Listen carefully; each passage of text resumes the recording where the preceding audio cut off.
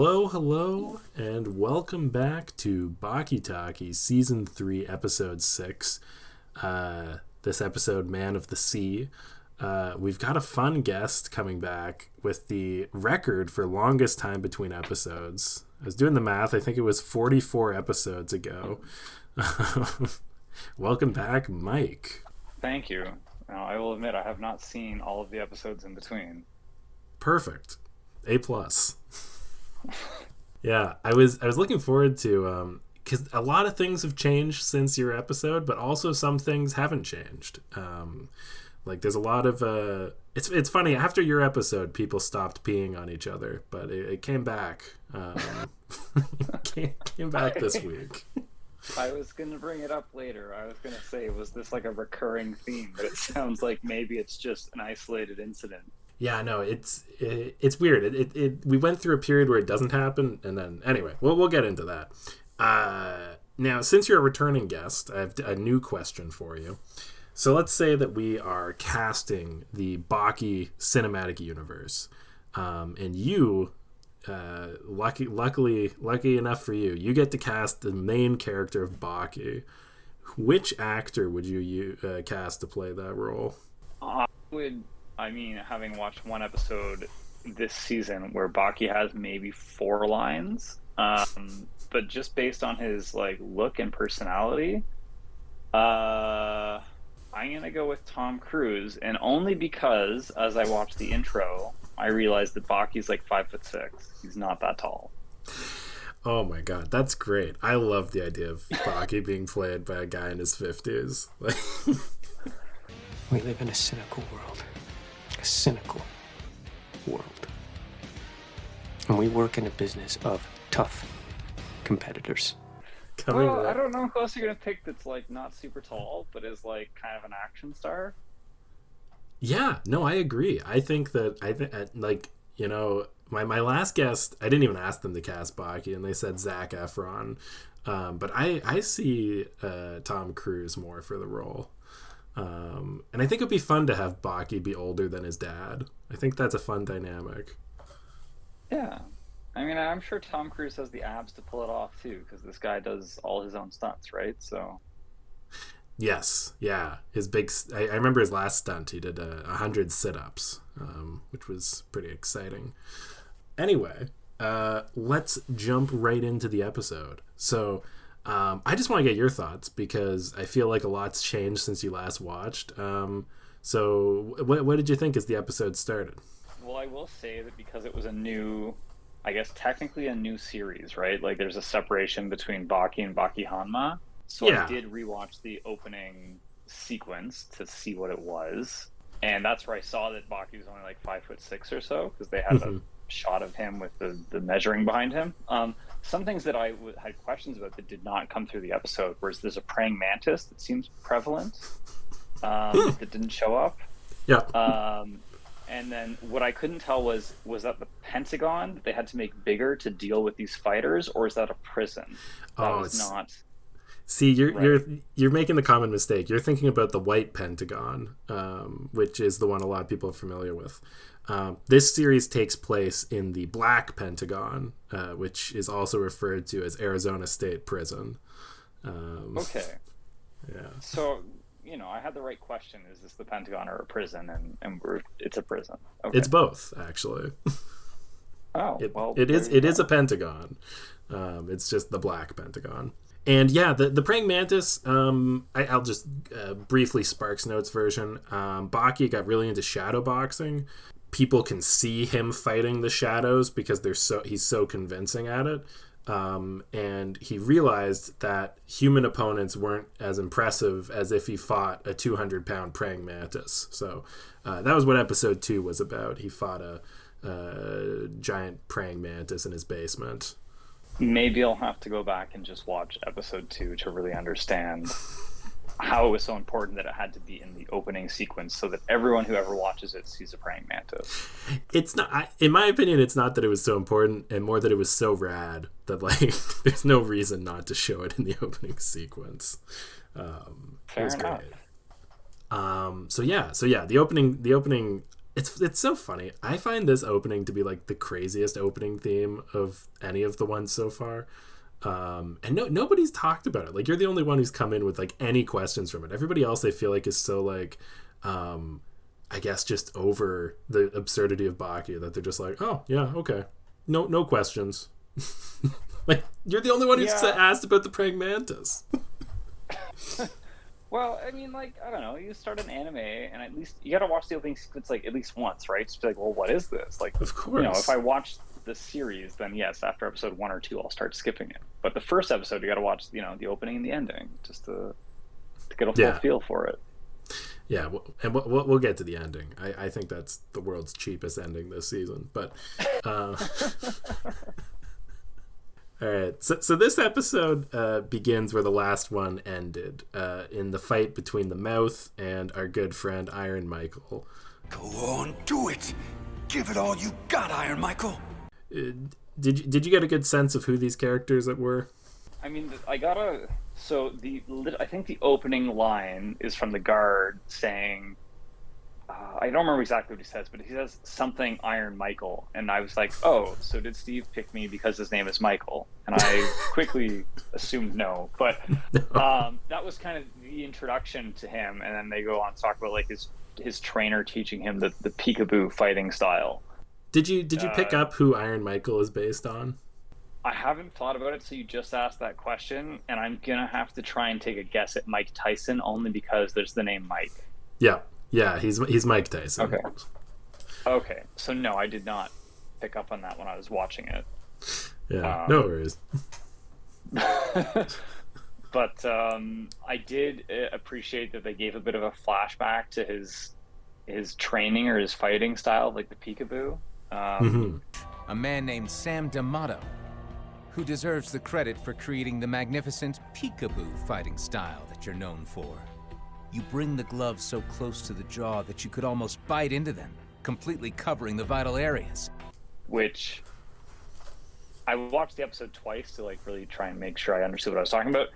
The second time I watched it, I realized this is I don't know if this is a theme for the season or just this episode, but they like are really focused on showing off people's glutes. But in the flashback, it was the second time watching it, I saw that the guy he was fighting, they made sure to pan up or down, I guess, just enough to show his glutes before they switched scenes. Yeah, I believe that. I think that could be an intentional motif for the season because there's a lot of glutes. Yeah. Like I said, the first time I was like, oh, that's kind of whatever. And then the second time I watched, I was like, no, I think this has got to be, they're doing it on purpose. And then I don't know what the mouth is supposed to represent other than that there's 3 of them. And I think it's mouth, teeth, and something. You can remember them lips, thanks to the warm-up exercise, the tip of the tongue, the teeth, the lips. Oh, Jesus. Or you could also remember them because they are the teeth. Your teeth, your lips, and your mouth are the greatest three-part combo in the world, is what we learned last week. Like if you ate a piece of fish, the synchronicity that's going on between those parts of your body is unmatched in the natural kingdom. Okay, bring it back to synchronicity. This all makes more sense. I was glad I could drop that in there. The way to describe the mouth is like the mouth is apparently not an identical triplet, but just 3 dudes who look very similar to each other. And they sort of demonstrate the idea of, yeah, you might be good at martial arts, but could you beat 3 random dudes who attacked you at the same time? Like that's the mouth. Three random dudes who are gonna punch you at the same time. Well, and every action movie ever suggests that yes, you can, but I mean, like I'm thinking like John Wick or something where he gets attacked by lots of people at the same time. The answer is sure, three of you doesn't matter. That would actually be so good if like an entire scene of John Wick was him just losing because 3 guys were punching him at the same time. Right? And you're like, oh, well, that's a disappointing movie. Hey, editor Steve here. John Wick is a great comparison here, but it made me think of an even better Keanu Reeves moment. Watching the Mouth fight Mike Tyson and then going to watch Neo fight 10,000 Mr. Smiths in an alleyway is so funny. 'Cause the Smiths are just like the Mouth in that they're all identical guys, but instead of 3 guys standing in a triangle, it's like 400 guys running and jumping out of the woodwork, and just getting completely destroyed by Neo. And yeah, made me think how Neo would do up against Mr. Number 2. But anyway, just a fun little viewing recommendation, a pairing, if you will. I did like, though, yeah, they're like, oh, if there's a whole, whatever, they're fighting Iron Michael, and he already seems at a disadvantage when the episode starts. I don't know if there's something leading up to that, but the episode, I guess, begins with them, like, basically giving him a beatdown and talking about, like, oh, yeah, you might be able to dodge a single opponent as the best in the world, but when 3 of us punch you, at least 2 are going to land. And it's like, well, I don't know if that's necessarily true for 1, but fine. Let's say you get 1 or 2 that land. And so then they like give him this like enormous beatdown, and there's this nice cut to like, I guess they're like trying to preface what they're about to do next, but they talk about like, okay, like if you're a woman or a child and you're fighting a grown man, then when it comes to techniques that a woman or child might effectively use in order to defeat a larger man, the first is to strike the testicles. The second is to gouge the eyes. if they're male, is 1, attack their testicles, Yep. and then, if not that, attack their eyes. And then they said, the third technique, if you can call it a technique, which is like, okay, we'll call it whatever you want, I guess, is to use your heel. Even a small child can use their heel to smash in a grown man's, whatever, face or body parts or something. Yep. Even an elementary school student who barely weighs 65 pounds can take out a large man with a stomp to the face. Yeah. Which they then proceed to do, right? So like the 3 of them beat on Iron Michael, who can't dodge. They can dodge 1 of them, but not 3 of them. And then they just like curb stomp his face. It's so funny. Like those shots, the shots where it just shows them all like kicking at the same time is humorous. But when they were hitting him in the face, his head looked like it was made of rubber. Like, did you see how much like it was bending from the kicks? I thought for sure it was gonna be like, okay, like his nose has been inverted and he's got like a cave in his face now. Like this is something that they're gonna have to like acknowledge by the end of the episode. Like either he's no longer a character in this anime because he's, you know, passed on from being a contender, or whatever. But anyway, they like stomp his face in, and then they're gonna cut his arm so he can't make a fist, which seems like, you know, after you've destroyed this person's face, is that really what you need to do? But I guess you want to make sure they never ever come back to like fight you, so they're gonna go like sever his tendons. Yeah. And just for clarity there, these guards have been paid off by the International Boxing Committee, who don't want Mike Tyson to return. So okay, this makes a lot more sense. The guard is like cheering for him, but at the same time just standing there looking completely ineffective. Like he's providing not even good commentary. He's just like, I hope you can do it, Iron Michael. Like it's so true. Like a lot of times in Baki, he'll put an audience stand-in whose job is to like be amazed and point out things about martial arts. But this guy just continuously is like, not the champ, Iron Michael, no. Yeah. Stop it, no! Oh, Iron Michael, you can do it. And you're like, oh, okay. And then, but no.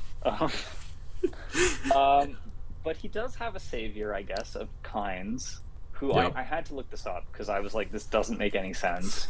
And I look up the character, and it's incorrectly romanized, apparently, frequently, as Che Guevara, but it's apparently Jun Guevara. I think how the show goes with it, I think it's his name is Jun Guevara. He goes by Jay Guevara. That's what I like to call him.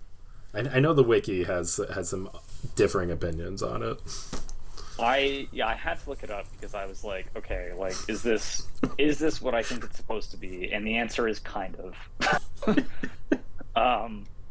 Yeah, so his savior and his roommate, I suppose, comes in. Whatever. They're about to sever this guy's tendon, right? And then it's very much like Tuxedo Mask and Sailor Moon. Like this thing like slashes in. It's a pinwheel. And then he does possibly the slowest entrance ever, where he rolls in between these people. Hey, Editor Steve here. So this is one of my favorite moments of the season, but it doesn't translate particularly well to audio. So what we're going to do here is a little audio commentary of the scene, and I'll try and paint a picture of what's going on. So looking out into the darkness, we can see nothing, a dark prison courtyard. But then, slowly, Che Guevara is doing a continuous somersault. He sort of looks like a human tumbleweed. The mouth is now shaking in fear. Looking at it, Che Guevara has now traveled across the entire courtyard. He's rolled past them. He is rolling. He's still rolling. He just hit a wall. And now everybody is watching him, and he's fallen over. Everybody is shaking in fear of Che Guevara. And then he says,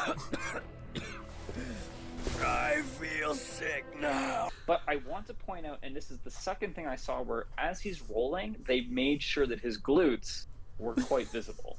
Yep. Like, it's an intimidation roll. An intimidation somersault. Yeah, he rolled, I mean, they're like, I want to do a roll into combat, and he rolled a 20, and they're like, okay, well, I guess your glutes are going to shine. And then he proceeded to roll 20 times, because he goes across, like, the entire, like, field that they're in. Right, yeah. Prison courtyard thing. And he just rolls in, and then he stands up, and I don't understand. So he says, Man, how ironic. My head is spinning like crazy. And this thing isn't spinning at all. and I was like, is this really irony? Like, it's just, maybe there's no wind. Like, I don't I don't know. Yeah, and that was like his opening line. Yeah, that's how you meet. Yeah, it's a great first impression of Che Guevara. Is this his first appearance in the series? No. He's we've spent a few episodes learning about his history, being a pirate and all that jazz. Did you like know right away that did you think like this guy looks like Che Guevara? Oh God, no. Okay. Like I was like, they kept saying like Guevara, and I was like, is this the, like, that's why I had to go look it up after. I was like, is this who I think it is?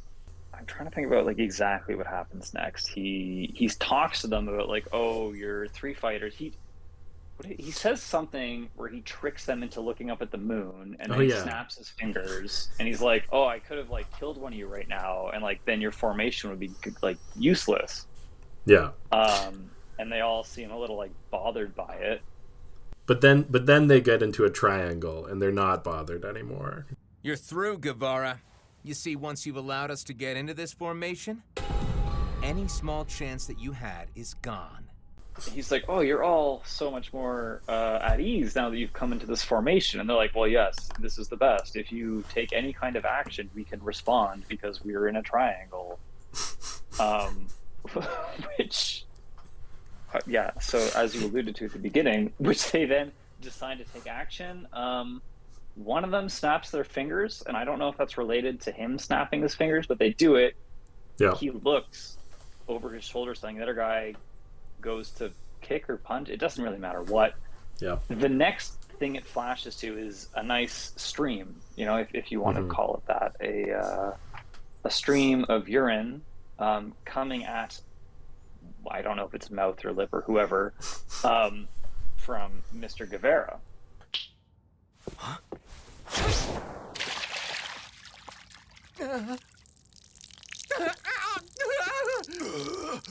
And I did want to notice, I did replay the scene to make sure that I wasn't incorrect. He is wiggling and showing his ass. So once again, the glutes coming in as a theme.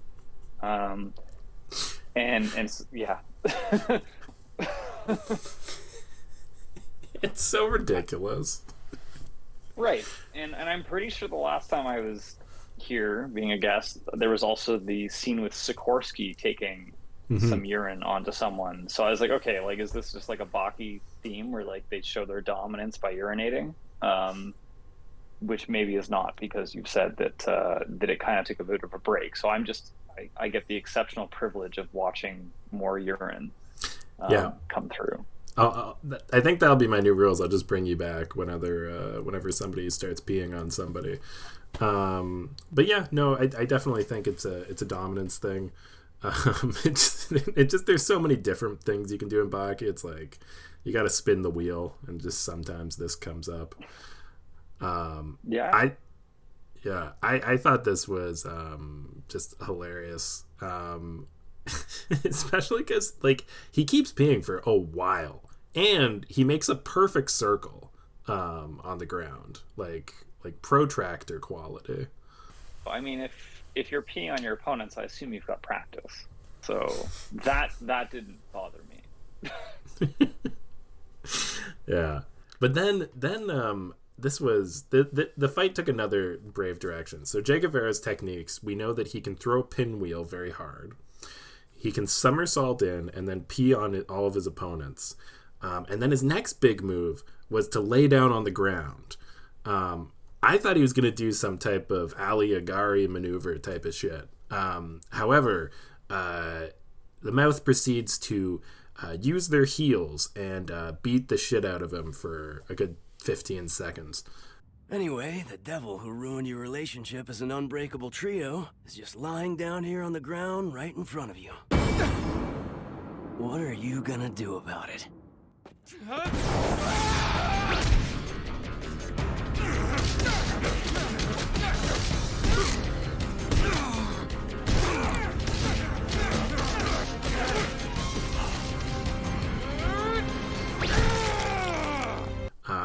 What was your did you think Che Guevara was like full of shit at this point, or did you think he was on to something?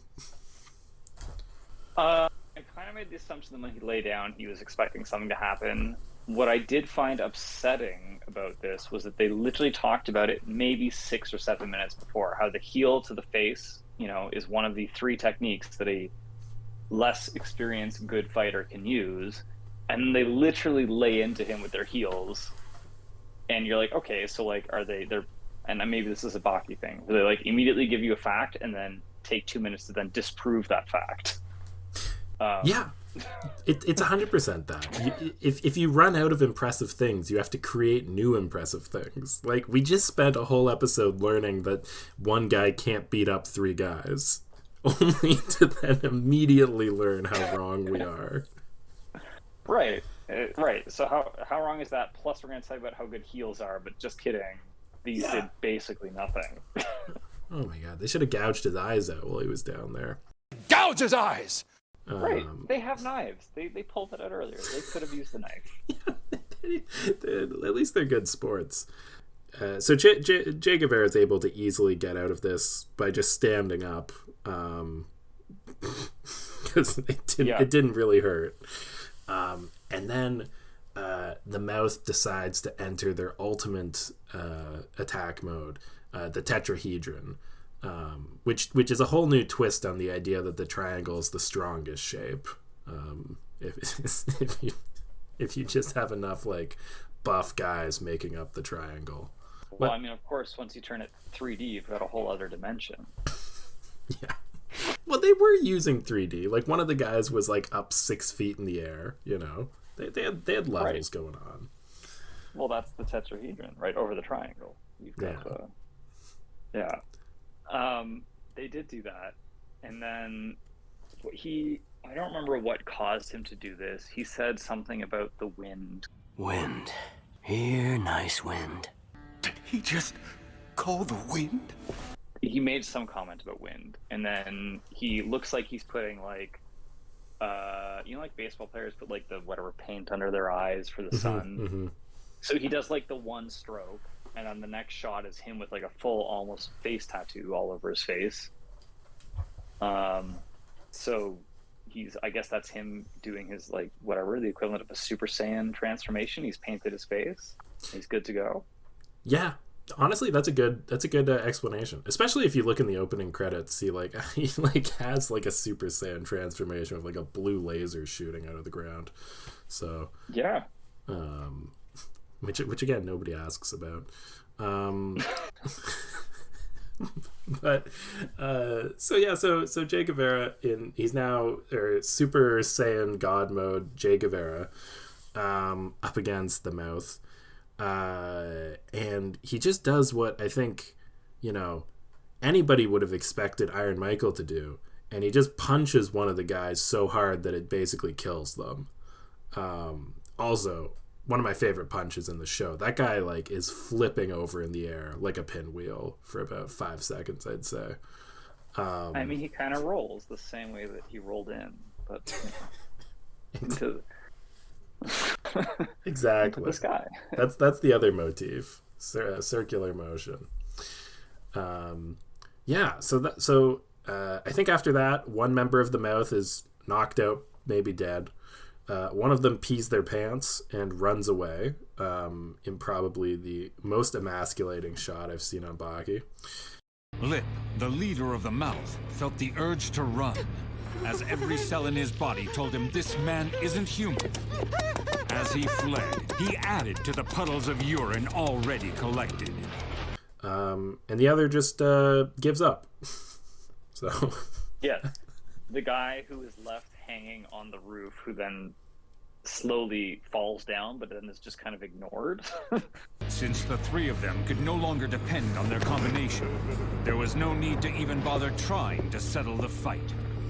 Yeah, I think, I was watching, or I again played that once or twice to see what actually happens, and he seems to kind of do a double dodge at the same time. Like, he dodges the kick and the punch and, like, delivers the punch, which, if only Iron Michael had learned how to dodge more than one thing at a time, he could have been as good as John Wick.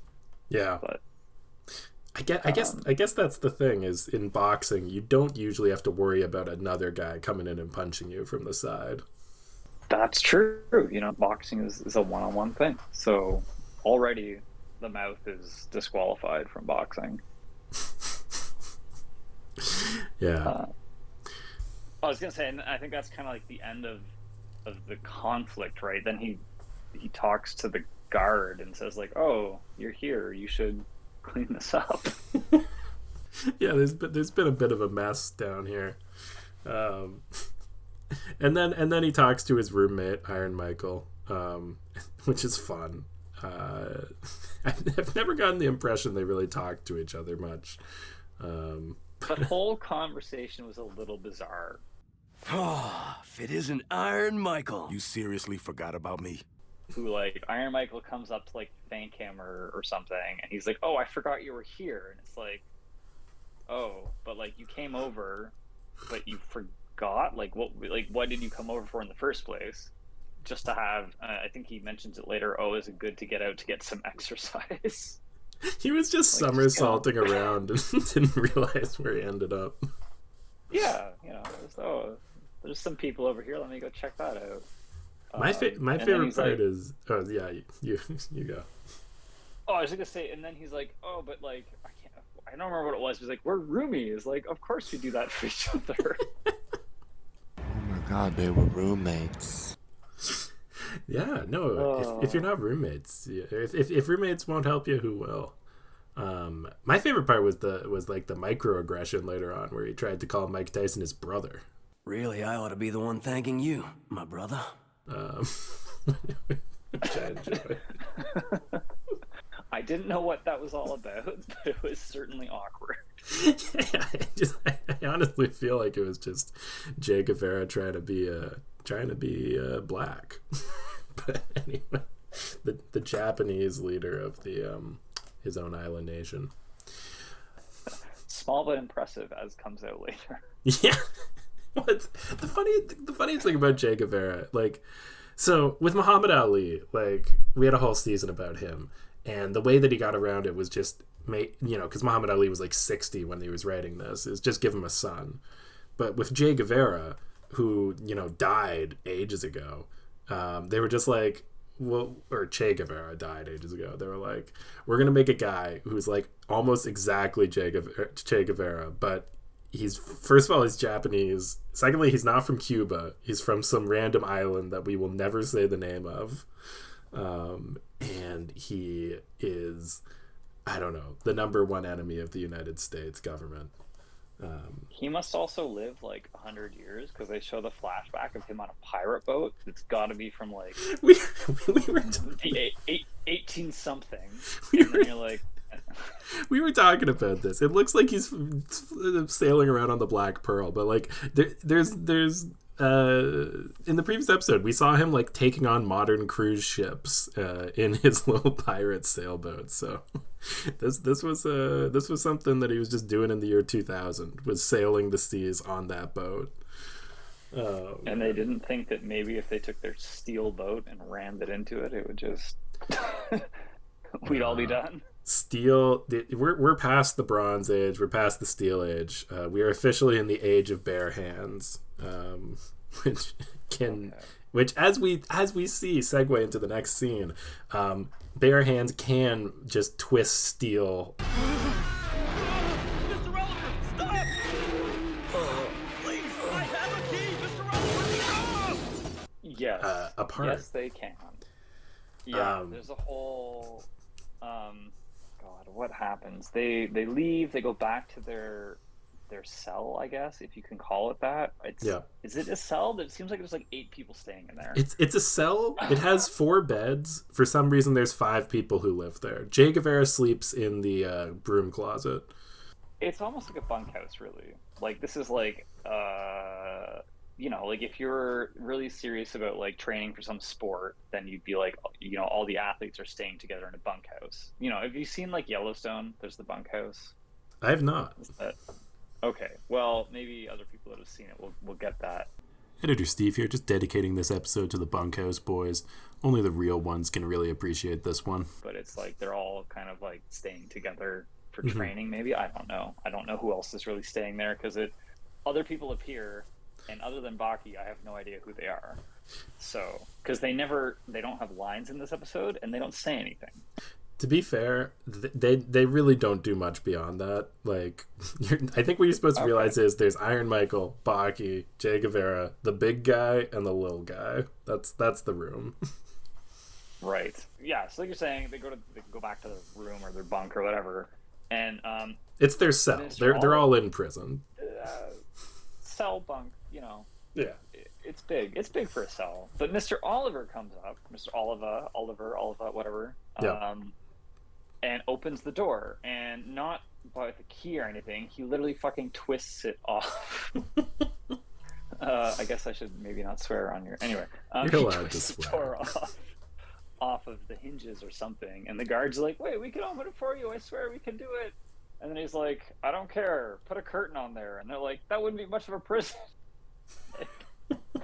And that's it. That's all they have to say about it. It wouldn't be much of a prison if we put a curtain there. But he doesn't care.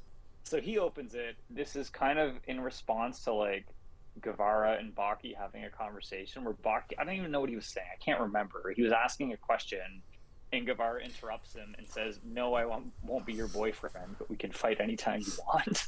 Mr. Guevara, whether you win or lose the fight against Oliver, I don't care. But the next day after the fight, I asked. Sorry, but I'm gonna have to say no. I won't be your boyfriend. I think that's what Baki was going to ask, and that's why he's so upset, is that he did want Che Guevara to be his boyfriend. I'll never know.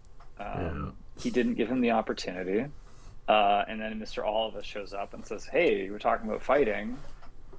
But yeah, you're right. Oliver and Guevara start talking about yo-yos and such.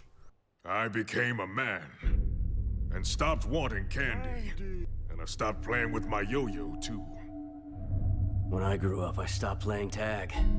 I also stopped playing with toys, and I gave up collecting cards. Well, it's a very strange conversation about like their childhoods and like how they grew up, and it's like, but the one thing we never grew up from was fighting. Like, it's the one thing that we always had and we have in common, and like we're never gonna like let it go. Yeah. which was, you know, something, I guess, for them to compare and say, we're the same. What do you say? I wrote it down. Let me just. God may have given you gifts of a first-rate character, keen intelligence, and clearly plenty of leadership skill, but you have one flaw, and it's the same as me. Oh, and I have this written down, and then they do a pan to the people of that room, and it does show all their glutes once again. Yeah. And that despite your age, no one likes to lose when fighting is like the whole thing. Yeah, I love it. I think I love that scene. I think it's fun that they're bonding, and then I think Baki ruins it. He does. Baki, and this is, I guess, Baki gets all upset that they're having a conversation without him and tries to get in there, and I honestly don't even remember what he says, but then Mr. Oliva... He says, why won't you be my boyfriend? I believe is the direct quote. Are you two just screwing with me? I sat here quietly listening to you talk about how fighting is all that remains, and how you're fighting for another. Baki. Going on and on about what's necessary for fighting and what isn't. Oh, well, yeah, I mean, it could have been.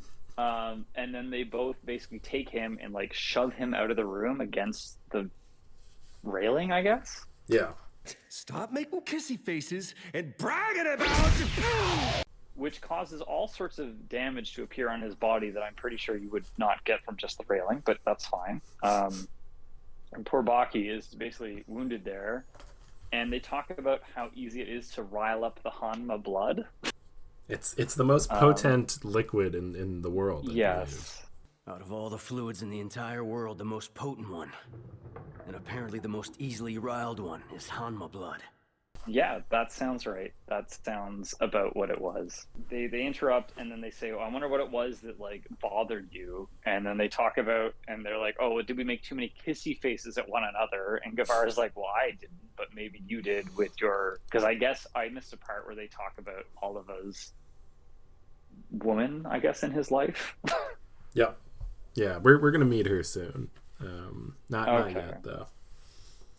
Yeah, he fights for his lovely woman in his life, and he shows Che Guevara a little handkerchief that he has, and what makes this so special to him? Well, it's not hers.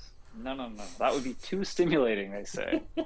But it is a handkerchief from a town or a city that she lived in. And when he smells it, he can feel her. How stimulating that is. Is that handkerchief a present from her or something? Nope, you're wrong. This is just something that I bought in the town where she used to live. Wait a sec. Wait. You mean that isn't even something that belonged to her? Really? Come on, don't be ridiculous. Something like that would be far too stimulating for me to deal with. And yeah, he says, I don't remember what he says, but he hands it over to Guevara and says, look, like, you know, appreciate this. And what does Guevara do? He spits in it. The guttural no from Oliver afterwards, just the pure horror that is his handkerchief from the same town that his woman was from. Oh. Go ahead. It's the most fragrant thing in the entire world.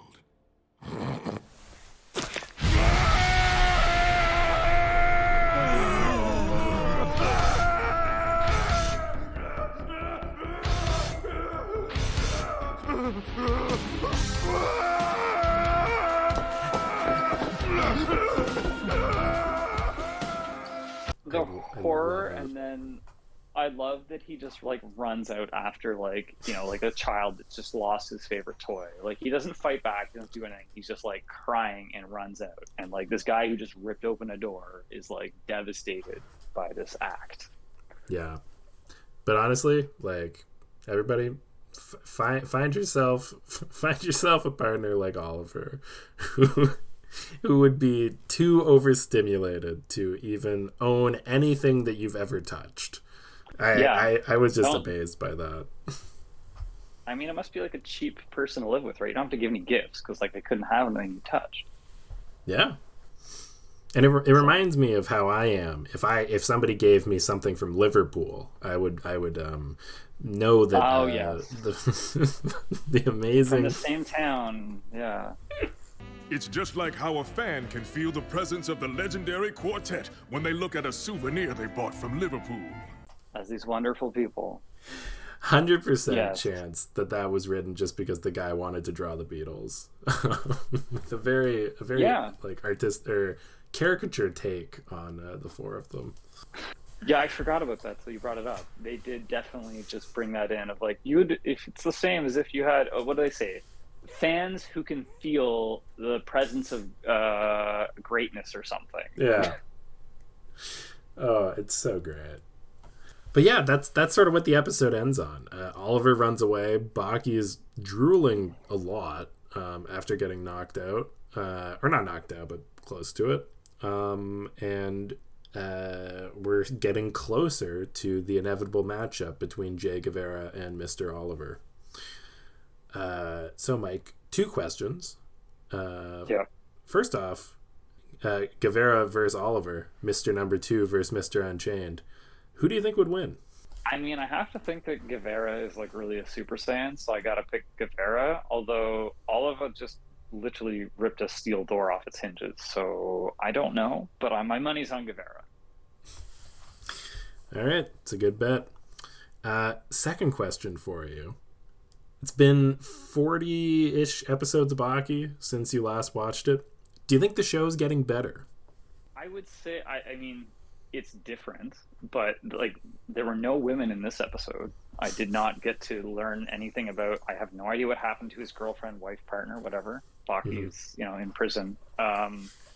There was also like the action right at the beginning, and that was pretty much it. And that was like Iron Michael getting his face stomped in.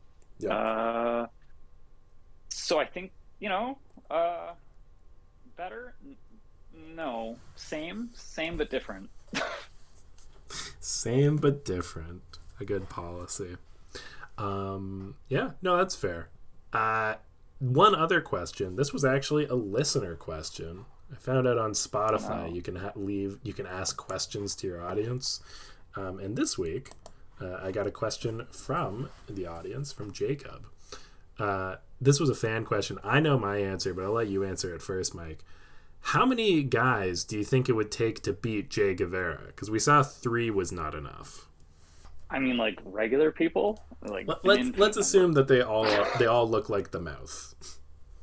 Oh, I don't know. Maybe like 1 for each. 3 for a body part. I guess 3 per limb plus some extras. 3 guys to fight Che Guevara's left arm. I think that makes sense. All right. I would have said 9, and the way I would angle it is that it's like the mouth but squared.